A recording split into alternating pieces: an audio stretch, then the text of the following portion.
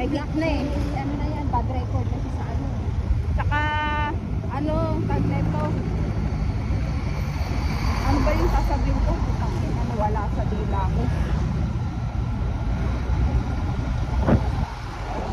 Para mabawasan yung mayabangan niya. Naka-screenshot lahat ng pambabanta niya kay Tupe. Oo, tama lang. Huwag niyo buburahin. Pero sabi ba naman sa akin niya pa sinabi niya kay Tupe na huwag mong dinadamay si Yeka dito. Eh siya nga una nagbanggit ng pangalan ko dun sa conversation nila.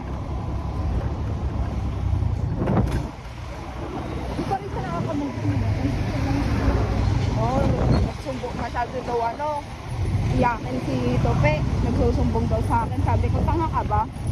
Hindi nagsumbong sa akin yun. Ako may hawak ng account niya. Yan lang kasi wala siya nasagot ng puro puro iyakin lang, iyakin siya.